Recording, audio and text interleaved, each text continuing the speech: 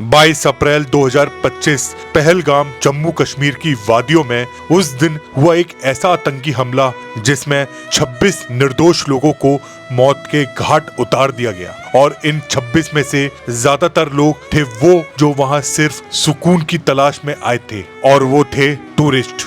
एक के बाद एक फायरिंग की आवाजें, चीखते लोग, भागती भीड़ और आतंकवाद का खौफ का चेहरा।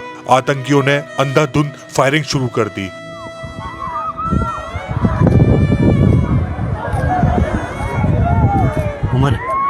उमर ओ ताजुल दे यार, उमरा चलना यार।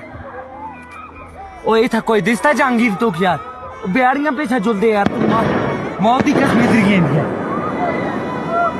और देखते ही देखते 26 मासूम लोगों की जान चली गई। उनमें से बच्चे, महिलाएं और कुछ ऐसे लोग जो पहली बार कश्मीर की वादियों को देखने आए थे। किसी का बेटा मारा गया, किसी का पिता, और नई नवेली दुल्हन के सामने उसका पूरा संसार उजाड़ दिया गया। दोपहर करीब 2:30 बजे बैसरन घाटी की पहाड़ियों पर सैकड़ों टूरिस्ट खच्चरों पर सैर कर रहे थे। तभी अचानक गोलियों की बौछार शुरू हुई। 6 से 7 आतंकियों का ग्रुप AK-47 रॉकेट लॉन्चर और ग्रेनाइड से लैस था। कुछ ही मिनटों में घाटी की शांति को चीरती हुई चीखें खून और मौत की बदबू में फैल गई। गोलियों से बचते हुए कुछ लोग झाड़ियों में छुपे, कुछ पत्थरों के पीछे, लेकिन आतंकवादियों ने लोगों को पकड़कर उनमें से आदमियों को अलग किया और औरतों बच्चों को अलग, और फिर उन टूरिस्टों में अलग किए हुए आदमियों से पहले उनसे नाम पूछा, उनसे कलमा पढ़ने को कहा और तो और उनकी पैंट तक उतरवा के चेक किया और फिर उनका धर्म पूछा गया, क्या तुम हिंदू हो? जिसने हाँ कहा वहीं आतंकवादियों ने उनको गोली मार दी। हाँ, साइड में था, एक इंसान आया, उसने उसको गोली मार दी। यहाँ पे उसने बोला कि ये शायद मुस्लिम नहीं है, उसने उसको गोली मार दी। नहीं, आप टेंशन मत लो। अब बेटा आप यहाँ पे रहो, हम साथ में। मैडम ये जो भहीद साहब है प्रेसिडेंट, आप टेंशन मत लो। मेरे बेटे का बच्चा लो। हम बचा देगा, कोई बात नहीं। भैया तो करिए फोन। जब सिमन युवा डिजाइन किया है, ठीक है, हम बचा देंगे ना, आप टेंशन मत लो। मैं आ रहा हूँ। मैं कहाँ पे आपका ये हस्बैंड? क्या हुआ इसको, क्या हुआ? Please ask for help. We don't need Okay, don't worry. You okay? You need a water, sir? Sir, we'll manage. Just Huh? ask for help. Okay, you first you give the hands water, Yes. drop of water, take a drop of water. हम आ रहे हैं, आप tension, कोई बात नहीं, हम हैं, हम आ रहे हैं, आप टेंशन मत लो मैडम, हम आ रहे हैं। इस हमले में 26 लोगों की जान गई। करनाल हरियाणा के रहने वाले 26 साल के नेवी ऑफिसर विनय नरवाल की 16 अप्रैल को हिमानी से बड़े ही खूबसूरत तरीके से शादी हुई थी। हिमानी की मांग में सिंदूर भरा गया और सबने मिलकर आशीर्वाद दिया।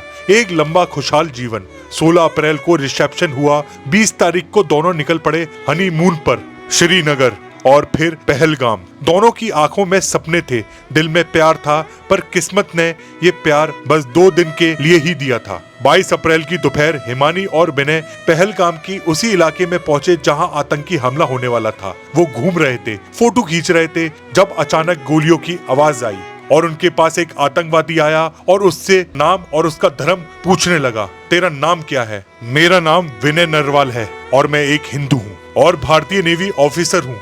इतना कहने की देरी थी कि आतंकी ने उसकी आंखों में देखकर गोली चला दी और वो जमीन पर गिर गया।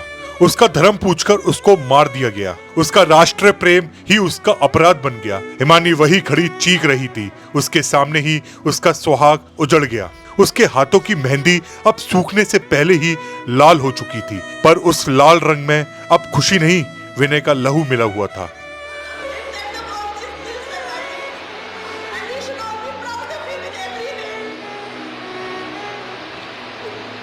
और वहीं दूसरी तरफ मंजूनाथ राव, उनकी पत्नी पल्लवी और बेटा अभिजय कर्नाटका से कश्मीर की वादियों में छुट्टी मनाने आए थे। बर्फ से ढकी पहाड़ियां, झील की नाव में बैठा एक परिवार और एक हंसी जो अब सिर्फ याद बन चुकी है। मैं मंजूनाथ शिवमोगा कर्नाटक से, हम इंडियन ट्रैवल स्टोर्स में बुक करके कश्मीर प्रवास में आए हैं। शिकारा राइड करवा रहे हैं मोहम्मद रफीक जी।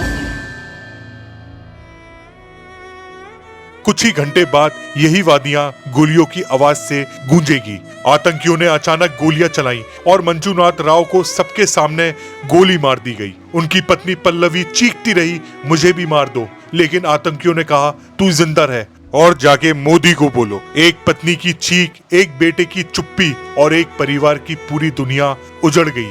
अब कहानी का वो चेहरा जो आतंक के बीच भी इंसानियत की मिसाल बना, आदिल हुसैन शाह, पहलगाम के एक गांव का रहने वाला 26 साल का एक आम लड़का। रोज खच्चर चलाता, टूरिस्टों को बेसरन घाटी ले जाता, कमाई सिर्फ 300 रुपए, लेकिन दिल लाखों का। जब गोलियां चली सब लोग जान बचाकर भागे, लेकिन आदिल भागा नहीं। उसने टूरिस्टों को चट्टानों के पीछे छिपाया और आतंकवादियों को बोलने लगा कि तुम ऐसा मत करो, बेगुनाह लोगों की जान मत लो, ये हमारे मेहमान हैं।